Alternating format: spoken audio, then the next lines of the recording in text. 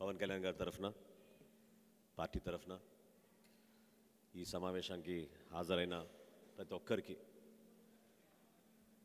మన రాష్ట్రంలోనే కాకుండా ఇతర రాష్ట్రాల నుంచి అదేవిధంగా ఇతర దేశాల నుంచి కూడా పాల్గొంటున్న మన జన సైనికులకు వీర మహిళలకు ఎంతోమంది అభిమానులకు పార్టీ తరఫున పవన్ కళ్యాణ్ గారి తరఫున ప్రత్యేకంగా మిమ్మల్ని అందరినీ కూడా మనస్ఫూర్తిగా ఈ ఐటీ సమావేశానికి మిమ్మల్ని ఆహ్వానిస్తూ పొలిటికల్ అఫేర్స్ కమిటీ సభ్యులు నానాజీ గారు, పితాని బాలకృష్ణ గారు, ప్రధాన కార్యదర్శులు పార్టీలో చురుగ్గా పాల్గొంటున్న మన బొలిశెట్టి సత్య గారు, శివశంకర్ గారు, అదేవిధంగా మసూన్ రెడ్డి గారు, వివిధ జిల్లా అధ్యక్షులు మీ అందరికీ పరిచయం కృష్ణా జిల్లా అధ్యక్షుడు బండి రామ్ గారు, అదేవిధంగా చిత్తూరు జిల్లా అధ్యక్షులు హరిప్రసాద్ గారు, ప్రకాశం జిల్లా అధ్యక్షులు రియాజ్ గారు,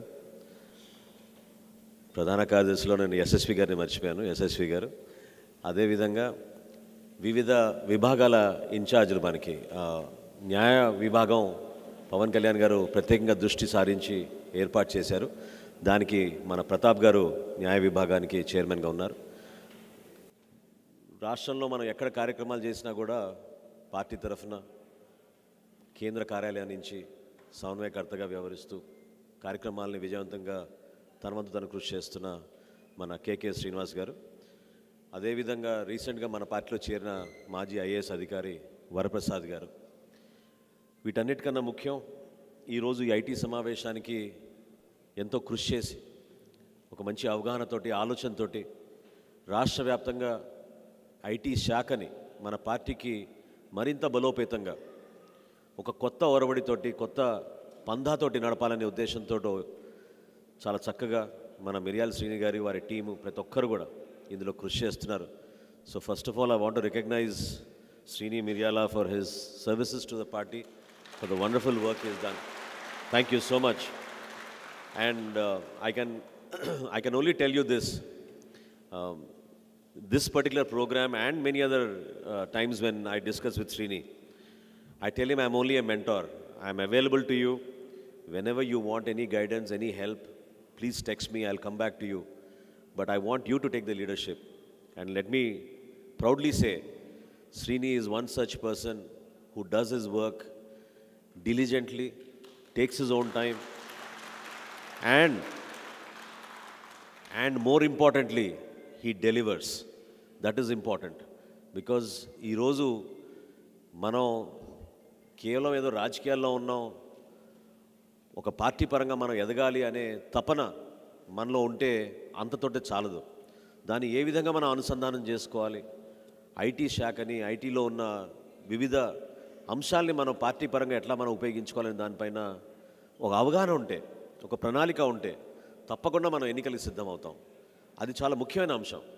కేవలం మనం ఏదో సోషల్ మీడియా వరకే మనం పరిమితం అయిపోయి సోషల్ మీడియాలో పోస్ట్ పెట్టుకుంటే మన బాధ్యత అయిపోతుంది అనుకుంటే మాత్రం అది సరిపోదు. అది కూడా ఒక అంశమే, దాన్ని కూడా నేను ప్రస్తావిస్తాను. కానీ ఈ పర్టికులర్ సమావేశంలో మిమ్మల్ని అందరినీ కూడా రిక్వెస్ట్ చేసేది ఏంటంటే, దయచేసి ఇందాక శ్రీని గారు అన్నట్టు, when you go back home you should take away some points which are going to be useful for us for the next elections.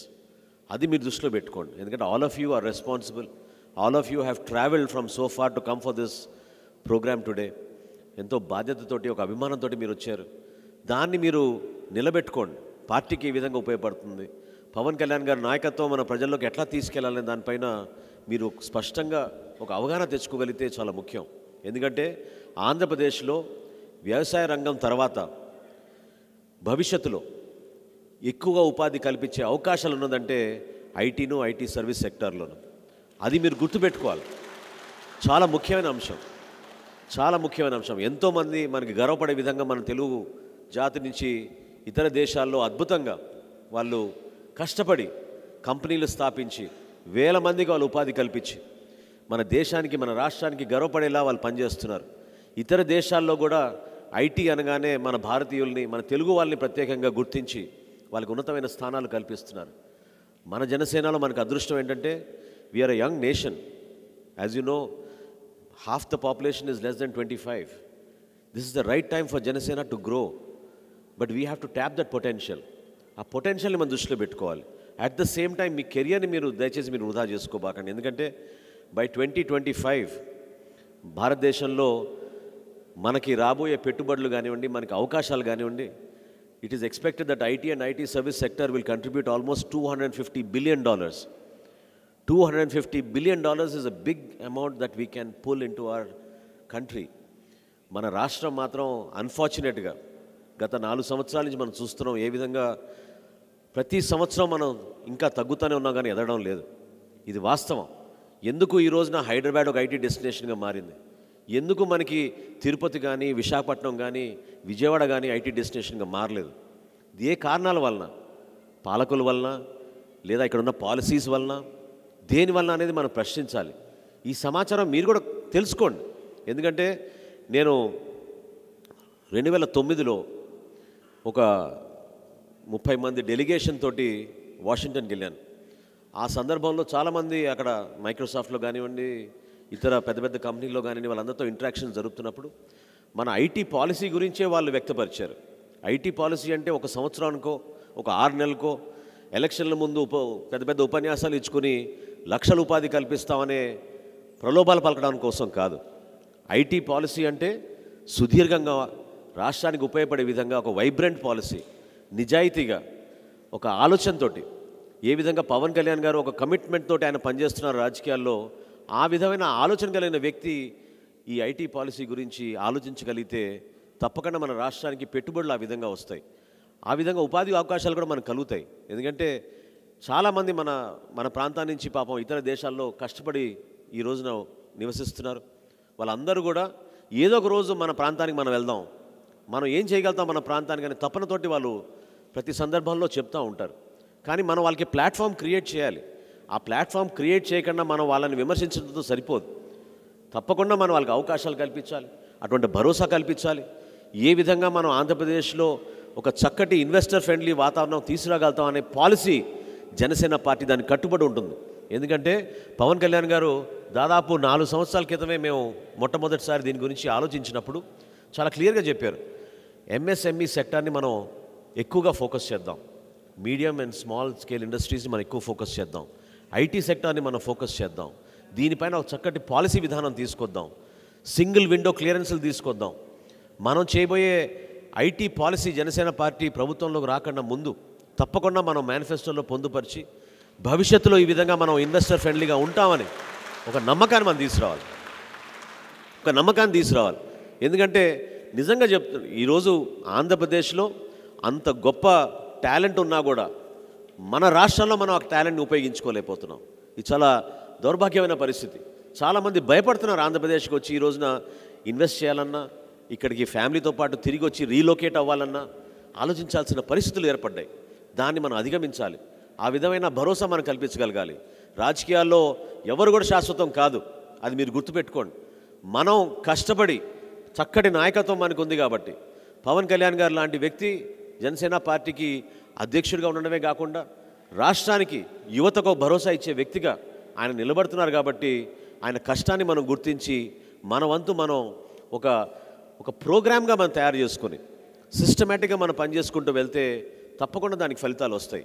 ఎందుకంటే ఒక రాష్ట్రంలో జనసేన పార్టీ ఈ రోజున మనం ప్రారంభించినప్పుడు 2014లో ఆయన పడిన కష్టాల గురించి ఒకసారి మీరు అర్థం చేసుకోండి. ఎవరు కూడా పార్టీ ఆ రోజున స్థాపించి ధైర్యంగా ప్రజల్లోకి వచ్చే రోజులు కావవి. అయినా కానీ పవన్ కళ్యాణ్ గారు నాయకత్వం ఆ రోజు తీసుకుని జనసేన పార్టీ స్థాపించి ఈ రాజకీయ ప్రస్థానం కష్టపడి ఇంత దూరం తీసుకొచ్చారు. ఈ రోజున మనం సుమారు 130 నియోజకవర్గాల్లో శ్రీని గారు మీ జిల్లాల నుంచి వచ్చిన ఫీడ్బ్యాక్, మా నాయకులందరూ చేసిన సహకారంతో 130 నియోజకవర్గాల్లో మనం ఐటీ కోఆర్డినేటర్ని మనం నియమించుకోగలిగాం. దాదాపు అన్ని జిల్లాల్లో కూడా జిల్లాకు ఒక డిస్ట్రిక్ట్ ఐటీ కోఆర్డినేటర్ కూడా మనం నియమించుకోగలిగాం.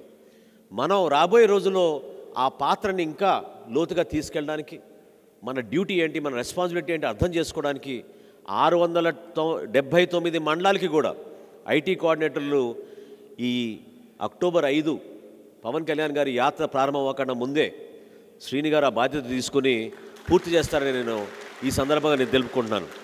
ఎందుకంటే మనం రాజకీయాల్లోకి వచ్చేది ఖచ్చితంగా ఇతర పార్టీలతో మనం పోల్చుకోవాల్సిన అవసరం లేదు. జనసేన పార్టీ మాత్రం నిజాయితీగా ప్రజల కోసం మనం సుదీర్ఘమైన ప్రయాణం చేయడానికి మనం సిద్ధమే వచ్చాం. ఎన్ని కష్టాలైనా సరే ఎదుర్కొంటాం. పవన్ కళ్యాణ్ గారు చెప్పిన మాటలు, ఆయన చెప్పే ఉపన్యాసం మీరు ప్రతి సందర్భంలో వినండి, ఆయన్ని ఫాలో అవ్వండి, అర్థం చేసుకోండి.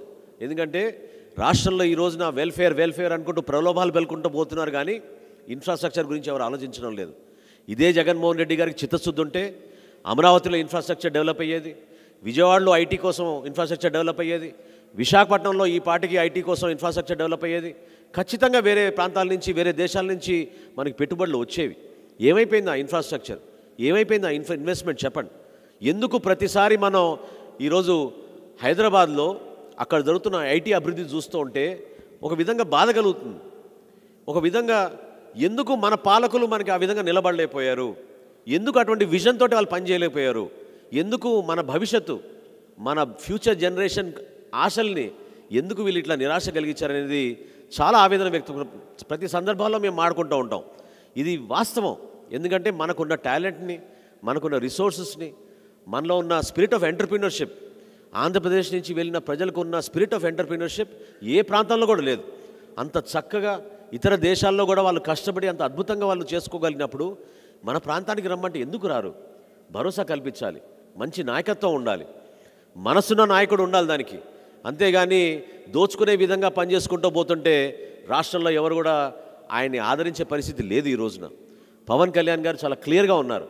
Janasena party will come with an IT policy. We will encourage development in the state. We want investors to come into our state. We will give them hand holding, that assurance that we are here to give a very proper good governance systems which will give them that confidence.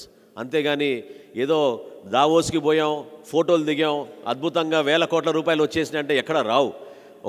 ఒక investment రావాలి మన రాష్ట్రంలో అంటే దాని వెనుక చాలా కార్యక్రమాలు ఉంటాయి. ఎంతో కష్టపడి పనిచేయాలి. వాళ్ళకి ఎన్నో విధాలుగా మనం హ్యాండ్ హోల్డింగ్ చేసి వాళ్ళకి సౌకర్యాలు కల్పించాలి, ఒక నమ్మకం కల్పించాలి, ఇన్సెంటివ్స్ ఇవ్వాలి. వీటి గురించి ఒక పాలసీ ఉండాలి. అంతేగాని మా ఐటీ పాలసీ ప్రపంచంలోనే ఏ దేశంలోనే లేని విధంగా మేము ఐటీ పాలసీ తయారు చేసామని చెప్తే అంతటితో సరిపోదు. నేను ఛాలెంజ్ చేస్తున్నాను ఈ ముఖ్యమంత్రి గారిని, ఈయన ముఖ్యమంత్రి అయిన తర్వాత ఈ రోజు వరకు వైఎస్ఆర్సీపీ ప్రభుత్వంలో మన రాష్ట్రానికి ఎన్ని పెట్టుబడులు వచ్చినాయి, ఎన్ని ఉపాధి అవకాశాలు కల్పించారు, ఎంతమందికి యువతకు మరి ప్రాంతాలకు అతీతంగా ఉపాధి కల్పించాల్సిన బాధ్యత ప్రభుత్వానికి ఉందా లేదా? కొత్తగా ఒక పాలసీ తీసుకొచ్చారు, అది చాలా ఐటీ సెక్టార్కి చాలా దెబ్బతినే పాలసీ. 75% రిజర్వేషన్ లోకల్ పీపుల్కే ఇస్తామని. ఇది ఏ విధంగా మీ ఆలోచన? అంటే జిల్లాకే పరిమితం చేస్తారా? జిల్లాలు కూడా 26 జిల్లాలు చేసేసారు ఇప్పుడు. దాని అర్థం ఏంటి? ఒక ఇన్వెస్టర్ ఒక రాష్ట్రానికి వచ్చి ఇన్వెస్ట్మెంట్ చేయాలనుకుంటే 100 కోట్ల రూపాయల్లో ఈ ప్రశ్నలకి సమాధానం ఉండాలి, ఒక భరోసా కల్పించాలి ప్రభుత్వం. ఆ ఆలోచన లేదు. ఇవన్నీ కూడా టాలెంట్ బేస్డ్ ఇండస్ట్రీస్ ఇవి. These are not based on some political connections. IT సర్వీసెస్లో ఎవరికైనా మంచి శాలరీ వస్తున్నా, ఎవరైనా చక్కటి పెట్టుబడి పెట్టి ఒక ఇన్వెస్ట్మెంట్ కంపెనీ ఒక టాలెంట్ తీసుకొచ్చారంటే దాని వెనుక ఎంతో ఇన్నోవేషన్ ఉంటుంది, ఎంతో రీసెర్చ్ ఉంటుంది. దాన్ని మర్చిపోయి మీరు ఫోటోలకే పరిమితం అయిపోయి ఏదో ఒక టూర్కి వెళ్తే అద్భుతంగా మనకి ఇన్వెస్ట్మెంట్స్ వచ్చేస్తాయి అనుకుంటే మాత్రం సరిపోదు. దానికి రెగ్యులర్ ఫాలోఅప్ ఉండాలి. ఆ విధంగానే మనం కూడా జనసేన పార్టీలో మీరందరూ కూడా, అంటే నేను మొన్న ఎప్పుడైతే ఈ కార్యక్రమం గురించి డిజైన్ చేశారో నేనే సర్ప్రైజ్ అయ్యా. శ్రీని చెప్పారు నాకు 14,000 రిజిస్టర్డ్ ఈమెయిల్స్ మనకు ఉన్నాయని. 14,000 emails, registered emails in Janasena party. That is the spirit of Janasena party. నేను చాలా ఆశ్చర్యపోయాను. 2019 ఎన్నికల తర్వాత కొన్ని ప్రాంతాల్లో పర్యటిస్తున్నప్పుడు చాలామంది యువకులు ఐటీ సెక్టార్ నుంచి వచ్చి ఎయిర్పోర్ట్లోనో లేకపోతే ఎక్కడో హోటల్లోనో కలుస్తూ ఉంటారు. నేను మలేషియాలో కొంతమంది కలిశాను, రీసెంట్గా శ్రీని గారు నన్ను ఇంట్రడ్యూస్ చేస్తే యూరోప్లో కొంతమంది కలిశాను. ఎంత అద్భుతంగా వాళ్ళు పాపం పార్టీ కోసం శ్రమించి వాళ్ళు నైట్ టైం వాళ్ళు మనకి డే టైం అవుతున్నప్పుడు వాళ్ళు పార్టీకి ఉపయోగపడాలనే తపనతోటి బ్యాక్ ఎండ్ ఎంత వర్క్ చేస్తున్నారో నిజంగా మన అందరం కూడా గర్వపడాలి, హర్షించాలి. అటువంటి వ్యక్తులు మన పార్టీలో ఉన్నారు.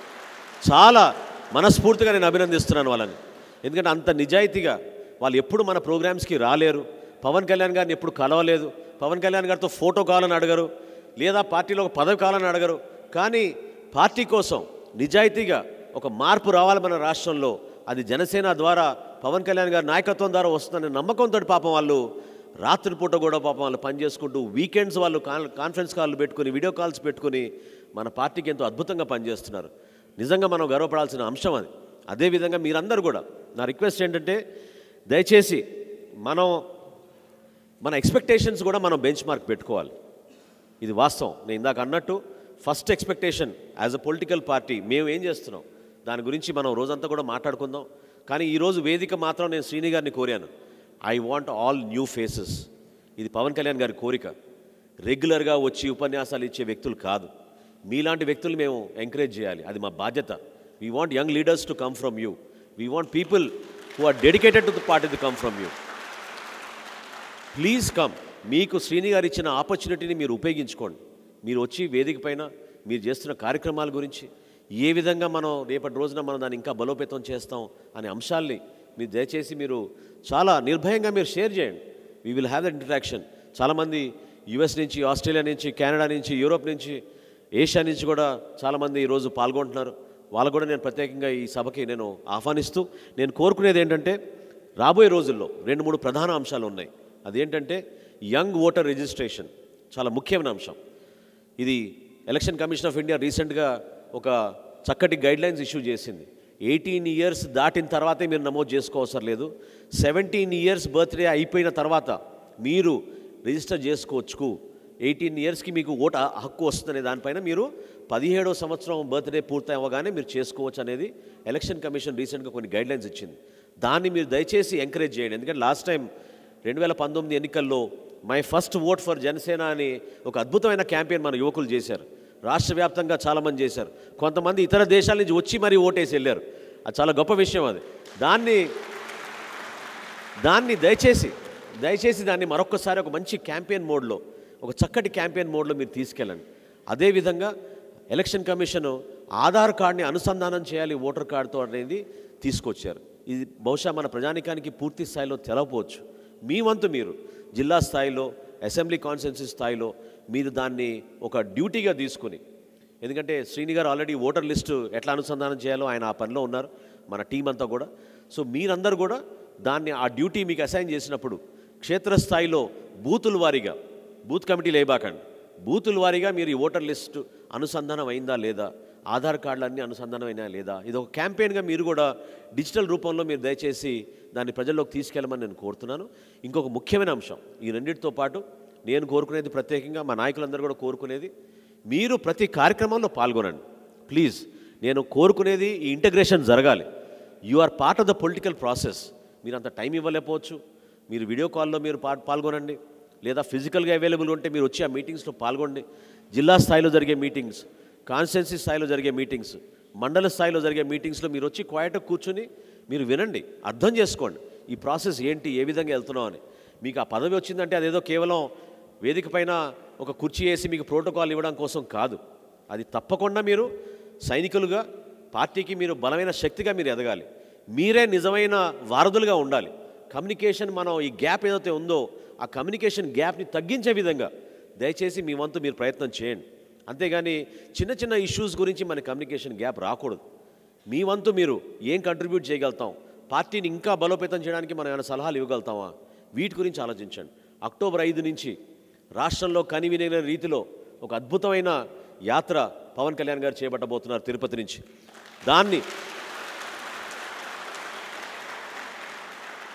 ఆ యాత్ర ప్రారంభం అవ్వకముందే ఈ మండలాలన్నిటికీ ఒక మండల ఐటీ కోఆర్డినేటర్ దయచేసి మీరందరూ కూడా సహకరించి శ్రీని గారికి ఆ పేర్లు పంపించి మా జిల్లా నాయకత్వంతో ఒకసారి కన్సల్ట్ చేసి వాళ్ళ అప్రూవల్ తోటి ప్రతి మండలానికి ఒక ఐటీ కోఆర్డినేటర్ మనం రెడీ చేసుకుంటే మన యాత్ర చాలా అద్భుతంగా ముందుకు సాగేటట్టు, ప్రజలకి ఇంకా దగ్గరయ్యేటట్టు పవన్ కళ్యాణ్ గారు చేస్తున్న ఈ ప్రయత్నాన్ని మీ వంతు మీరు కూడా కృషి చేయాలి. అది చాలా అవసరం.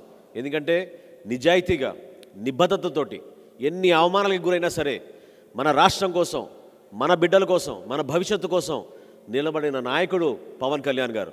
ఆయన చేస్తున్న ఈ కార్యక్రమాన్ని మనందరం కూడా మనస్ఫూర్తిగా బలోపేతం చేయాలి. దాన్ని మీరు దృష్టిలో పెట్టుకోండి. ఎందుకంటే ఏదో ఇందాక అన్నట్టు నేను I always pay less attention to social media. I'm very poor at social media. ఎందుకంటే నేను నమ్మేది ఏంటంటే, నేను నేను చాలా సంవత్సరాల నుంచి రాజకీయాల్లో ఉన్నా కాబట్టి ఈ సందర్భంగా నేను మీతో ఒక షేర్ చేయాలి. ఎందుకు నేను ఇందాక మీతోటి ప్రతి మీటింగ్లో మిమ్మల్ని పాల్గొనమన్నానో అర్థం చేసుకోండి. ఎందుకంటే పొలిటికల్ ప్రాసెస్ అంటే ఏంటని మీకు తెలియాలి. నేను ఫస్ట్ టైం నేను కాంగ్రెస్ పార్టీలో పనిచేయడం మొదలుపెట్టినప్పుడు 2003లో ఆ రోజుల్లో ఒక కార్యక్రమం జరిగితే సాయంత్రానికి ఆ కార్యక్రమం గురించి ఒక ప్రెస్ నోట్ రాయిపించాలి, తెలుగులోనూ ఇంగ్లీష్లోనూ. ఆ ఫోటో తీసుకుని ఫోటో స్టూడియోకి వెళ్ళి, ఆ రోజుల్లో రీల్స్ ఉండేవి, రీల్స్ క్లిప్ చేసుకుని ఆ 2 ఫోటోలు కలర్ స్టూడియోకి వెళ్ళి ప్రింట్ చేయించుకుని ఆ 12-13 కాపీస్, ఆ కాపీస్తో పాటు ఆ ప్రెస్ నోట్ తయారు చేసి ప్రతి పాత్రికేయ ఆఫీస్కి వెళ్ళి అది మనం వాళ్ళకి హ్యాండ్ ఓవర్ చేయాలి. హ్యాండ్ ఓవర్ చేసి రిక్వెస్ట్ చేసుకుంటే అదృష్టం ఉంటే మరుసటి రోజు ఆ ప్రెస్ నోటు వాళ్ళు ప్రచురించేవాళ్ళు, ఆ ఫోటో ప్రచురించేవాళ్ళు, లేదంటే లేదు.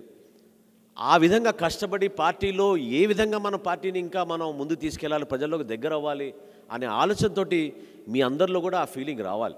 కష్టపడండి, ఎందుకంటే you are the right age, you're all in your 30s or less than 30s. మీకు మంచి అవకాశం ఇది. పార్టీని ఇంకా ముందు తీసుకెళ్ళడానికి మీరు చేస్తున్న ప్రయత్నాన్ని పవన్ కళ్యాణ్ గారే గుర్తించి మనకు ఒక విభాగం ఏర్పాటు చేశారు. ఆ విభాగంలో 16 మంది సభ్యులు ఉన్నారు. ఇంకా పెరగాలి. నేను కోరుకునేది ఏంటంటే అది ఇంకా విస్తరించండి.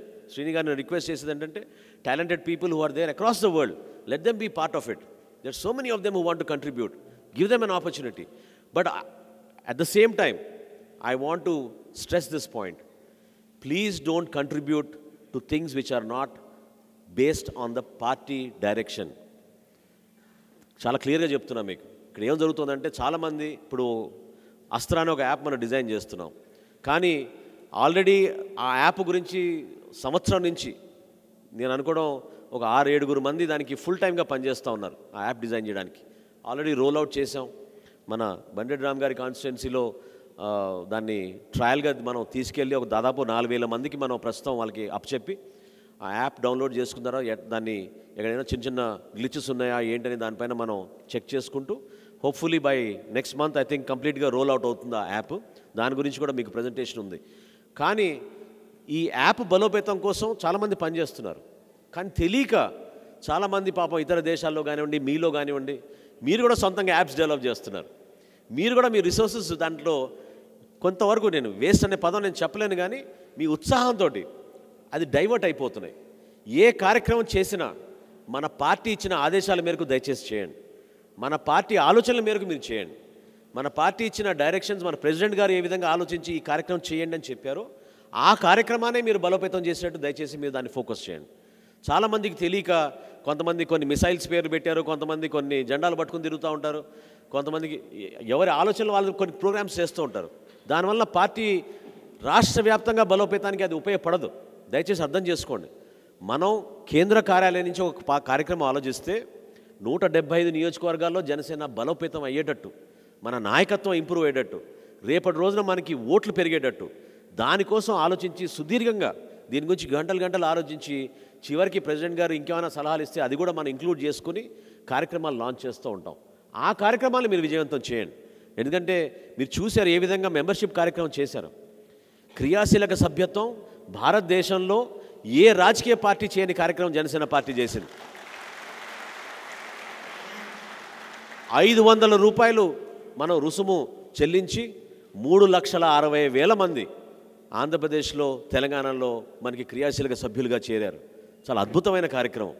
మనం ఎంతోమంది కుటుంబాలకి, పాపం పేద కుటుంబాలు చిన్న చిన్న వయసుల్లో పాపం దురదృష్టమైన పరిస్థితుల్లో రోడ్ యాక్సిడెంట్లో చనిపోతే ఎంతో పాపం వాళ్ళని ఓదార్చడానికి పవన్ కళ్యాణ్ గారు ఇచ్చిన 5 లక్షల రూపాయల చెక్ తీసుకెళ్ళి ఆ కుటుంబానికి అందిస్తుంటే ఆ ప్రాంతాల్లో చాలామందికి ఆశ్చర్యం కలిగిస్తుంది. ఒక రాజకీయ పార్టీ నిజంగా ఇటువంటి కార్యక్రమం చేయగలుగుతుందా?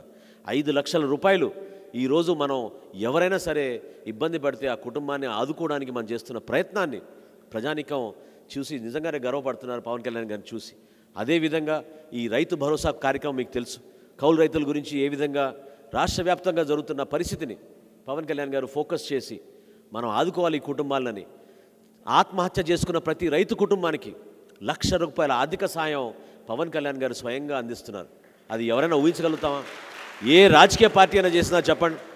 ఏ రాజకీయ నాయకుడైనా ఆ విధంగా 5 కోట్ల రూపాయలు సొంత డబ్బు ఆయన ముందుకొచ్చి పార్టీ కోసం ఇవ్వగలుగుతారా? ఆయనే కాదు, వారి కుటుంబం నుంచి నాగబాబు గారు, వారి కుటుంబం, వాళ్ళ తల్లి గారు అందరూ కూడా వాళ్ళ వంతు వాళ్ళు పాపం వచ్చి ఈ కార్యక్రమానికి సహాయం అందించారు. ఎంత మార్గదర్శకంగా ఆదర్శవంతంగా నిలబడాలి రాజకీయాల్లో అనే అంశం పైన మనం నిలబడుతున్నాం.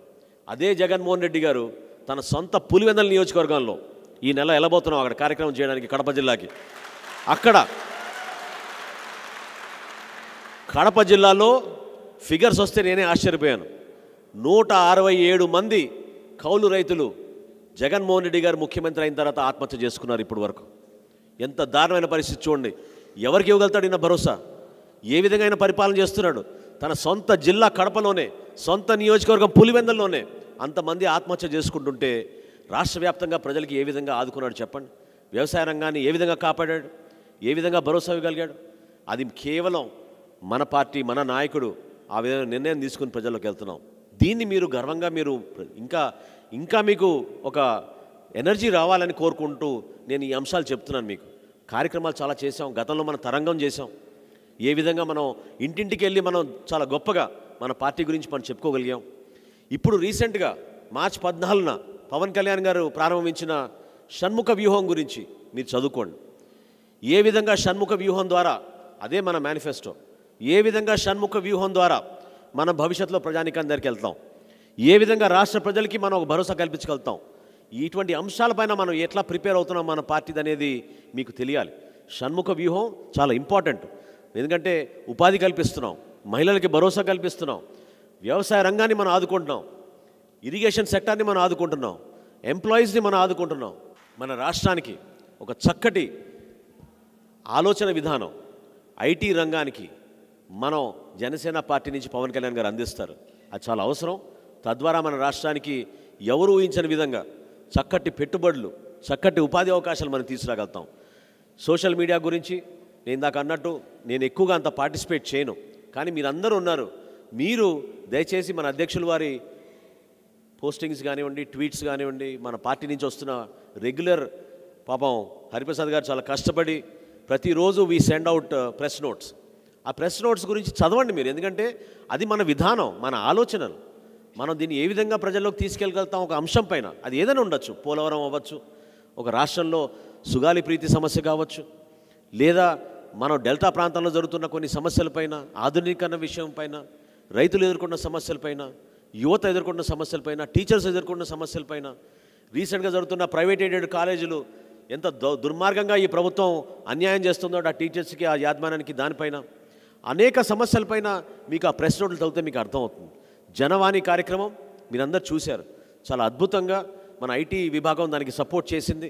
ప్రతి జనవాణి కార్యక్రమంలో దాదాపు 30 మంది కలిసి వచ్చి ఐటీ డిపార్ట్మెంట్ నుంచి ఆ స్ట్రెంత్ ఇచ్చి, వరప్రసాద్ గారికి సపోర్ట్ ఇచ్చి, వీటన్నిటిని కూడా మనం ఎప్పటికప్పుడు ఈ రిప్రజెంటేషన్స్ అన్నీ కూడా ప్రభుత్వానికి పంపుతున్నాం.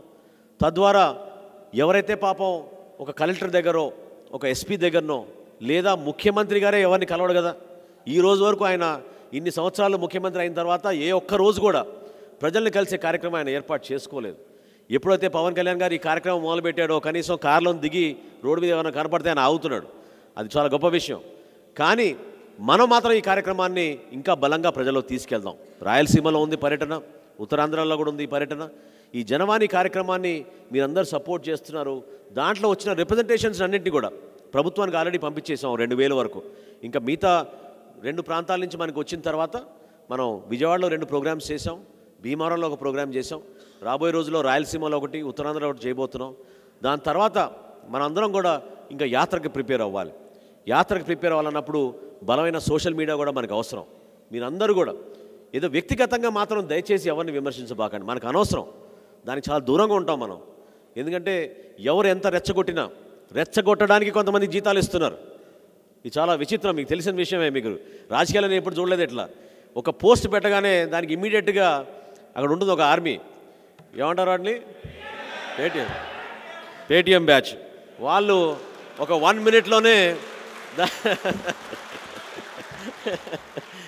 వీళ్ళు ప్రతిసారి మన నాయకుడిని విమర్శిస్తే ఏదో వాళ్ళకి ఏదో అద్భుతమైన ఓట్లు పడిపోతాయనో, లేదా మనం చేసే కార్యక్రమాన్ని తట్టుకోలేక ఏంటి ఆలోచన వచ్చిందని బాధతోటో వాళ్ళు రకరకాలుగా మాట్లాడుతూ ఉంటారు. వ్యక్తిగతంగా మనం ఎవరిని కూడా విమర్శించొద్దు. మనకు అద్భుతమైన నాయకత్వం ఉంది, చక్కటి పాలసీస్ ఉన్నాయి, మన టీం వర్క్ మన ముందు తీసుకెళ్తుంది. దాన్ని మీరు గుర్తుపెట్టుకోండి. కానీ సోషల్ మీడియాలో కూడా మీరందరూ కూడా you should have a presence, you should participate, you should follow. ఎందుకంటే ఇది మనం చివరికి మనం అనుసంధానం చేద్దాం అనుకుంటున్నాం, మన కమ్యూనికేషన్ని మనం గ్యాప్ తగ్గించాలనుకుంటున్నాం. కాబట్టి దయచేసి మీరు ఇంకా యాక్టివేట్ అవ్వండి, దాన్ని ఇంకా ఉపయోగించండి. అవన్నీ కూడా మన టూల్సే అవి. They are all tools of communication. Srini garu I think has a presentation on how social media analytics can help political people to make decision. That's very important. ఎందుకంటే ఒక ప్రాంతంలో 2-3 సమస్యలు ఉంటే ఏ సమస్య గురించి మనం పోరాడదాం అనుకునేది తప్పకుండా మనకు కొన్ని అనాలిటిక్స్ వస్తాయి. ఆ అనాలిటిక్స్ బేస్ చేసుకొని మనం దాన్ని ముందుకు తీసుకెళ్ళగలుగుతాం. మీరు చూశారు, కోనసీమలో కావాలని కులాల మధ్య అల్లర్లు సృష్టించి రాజకీయ లబ్ధి కోసం ప్రభుత్వమే ప్రయత్నిస్తే ప్రజలు ఏ విధంగా తిప్పికొట్టారో మీరు చూశారు. ఇంటర్నెట్ బంద్ చేశారు, అయినా కానీ చెట్లు ఎక్కువ దూర ప్రాంతానికి వెళ్ళో ఇంటర్నెట్ ఆన్ చేసుకుని తెలుసుకుని ఇంత దుర్మార్గమైన పని చేస్తుంది ప్రభుత్వం అని చెప్పి మన యువకులు, ప్రత్యేకంగా మన జనసేన పార్టీ నుంచి నాయకులు ఎంతో మంచి ఆలోచనతోటి మన సమాజాన్ని ముక్కలు చేసే ప్రయత్నం చేస్తుంది ప్రభుత్వం. దాన్ని మనం ఎదుర్కోవాలని చక్కటి ఆలోచనతోటి వీళ్ళు ప్రశాంతమైన వాతావరణం రావాలని మన పవన్ కళ్యాణ్ గారు ఇచ్చిన పిలుపు మేరకు ప్రతి ఒక్కరు కూడా చాలా చక్కగా పనిచేశారు. చివరిలో నేను ముగించే ముందు స్టీవ్ జాబ్స్ అన్న 2 మాటలు నేను మీ దృష్టి తీసుకొస్తాను. ఇది పవన్ కళ్యాణ్ గారు కూడా నాతో షేర్ చేశారు ఇది. So I thought I should share this with you. Your time is limited, so don't waste it living someone else's life. This is about social media. Okay, so ఎవరో మనం విమర్శిస్తున్నారని వాళ్ళ కోసం మన సమయం, మన టైమే మనం లిమిటెడ్ అనుకుని మనకున్న ఆ టైంలో మనం దాన్ని చక్కగా ఉపయోగించుకుందాం. ఒకరి గురించి ఆలోచించబాకండి. Don't let the noise of others opinion drown your own voice. What is our own voice? Our voice is we came to Janasena party looking at Pawan Kalyan garu. We believe in Pawan Kalyan garu. We believe in his leadership. That is what you should follow. That is your heart. What your heart suggest. You all came together. We all came together to work for Janasena Party because our calling, our heart, our conscience told us that we must work for the leadership of Pawan Kalyan Garu and for Janasena Party. ఆ నమ్మకంతో మనం వచ్చాం కాబట్టి దాన్ని మనం నిలబెట్టుకుందాం. ఇంకా వేరే ఆలోచనలు మనకు వద్దు. మనం ఒక చక్కటి టీమ్గా ఈ 14,000 మంది, శ్రీని గారిని రిక్వెస్ట్ చేసేది ఏంటంటే 1,00,000 మంది అయ్యేటట్టు మీరు ఒక లక్ష్యంతో పనిచేయండి. 1 lakh రిజిస్టర్డ్ మెంబర్స్ రావాలి మనకి. 1 lakh రిజిస్టర్డ్ మెంబర్స్ రావాలి మనకి ఐటీ విభాగంలో. చక్కగా ఆ ప్లాట్ఫామ్ని మీరు ఏర్పాటు చేయండి. మేము ఎప్పుడు మీకు అందుబాటులో ఉంటాం. We will always be mentors. Political leadership నుంచి మేము ఎక్స్పెక్ట్ చేసేది మీ సహాయం, మీ కమ్యూనికేషన్. మీరు అర్థం చేసుకొని ఎటువంటి సూచనలు ఉన్నా, ఎటువంటి అభిప్రాయాలు ఉన్నా దయచేసి మాతో షేర్ చేయండి. అది బహిరంగంగా షేర్ చేయాల్సిన అవసరం లేదు, ఇంటర్నల్గా షేర్ చేయండి. First you send it to Srini గారు. Srini garu will send it to Hariprasad garu, in turn to all the districts. We will share, we will understand what are the problems, how to improve that, how we can improve our leadership. There are so many constituencies where we still don't have leadership. చక్కటి leadership build చేయాలి మనం. జిల్లా స్థాయిలో దీన్ని ముందు తీసుకెళ్ళాలి. దాన్ని మీరు అర్థం చేసుకోండి. తొందరపడబాకండి. ఓపికతో, సహనంతో. ఈ పోరాటం మామూలు పోరాటం కాదు. ఎందుకంటే మీరందరూ మీ సమయం వృధా చేసుకోవడమే కాకుండా అనవసరంగా మీ ఎనర్జీస్ని ఇతరులను విమర్శించడానికి మీరు ఉపయోగించబాకండి. మన పార్టీ కోసమే మీరు పరిమితం అవ్వండి. Be positive. మనందరం ఒక మంచి టీమ్గా తయారైతే ఎవరు కూడా మనం ఎదుర్కోలేరు. అది చూసాం మనం. అద్భుతంగా మన దగ్గర మన శతాగ్ని టీం ఎంత చక్కగా పనిచేస్తారో మీకు తెలుసు. సోషల్ మీడియా టీంలో ఈరోజు మన కేంద్ర కార్యాలయం నుంచి శతాగ్ని టీంలో హార్డ్లీ 12 పీపుల్. ఈ 12 మంది అద్భుతమైన క్యాంపెయిన్స్ చేసాం, తరంగం చేసాం. రీసెంట్గా మన రోడ్స్ గురించి ఏ విధంగా చేసాం మీకు తెలుసు. ఎంత చక్కగా దేశవ్యాప్తంగా మనకి సడన్గా గుర్తింపు వచ్చింది. నిజమైన ఆంధ్రప్రదేశ్లో ఇటువంటి పరిస్థితులు ఉన్నాయా అని. గుడ్ మార్నింగ్ సీఎం సార్ అయితే బాగా ఆడుకున్నారు అందరూ. ప్రపంచవ్యాప్తంగా దీని గురించి అర్థం చేసుకున్నారు, ఇటువంటి పరిస్థితి ఉందా అని. ఇదే అభివృద్ధి మన రాష్ట్రంలో. అన్ఫార్చునేట్గా ఎంత దౌర్భాగ్యమైన పరిస్థితి అంటే ఈ ముఖ్యమంత్రి గారికి పరిపాలన పైన ఎటువంటి అవగాహన లేదు. కేవలం ఓటు బ్యాంక్ కోసమే ఆయన చేస్తున్నాడు. దానికి విరుద్ధంగా మనం బ్రిక్ బై బ్రిక్ కష్టపడి మనం బిల్డ్ చేసుకుందాం మన పార్టీని. మీరందరూ కూడా దాంట్లో భాగస్వాములు అయినందుకు be happy and proud that you're working for Janasena and for Pawan Kalyan గారు. Srini, once again, thank you so much for this opportunity, and I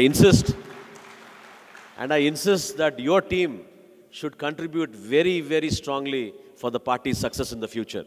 ప్రతి ఒక్కరికి దీంట్లో మనస్ఫూర్తిగా నేను అభినందనలు తెలుపుకుంటూ, to all those who are participating, thank you so much. God bless you.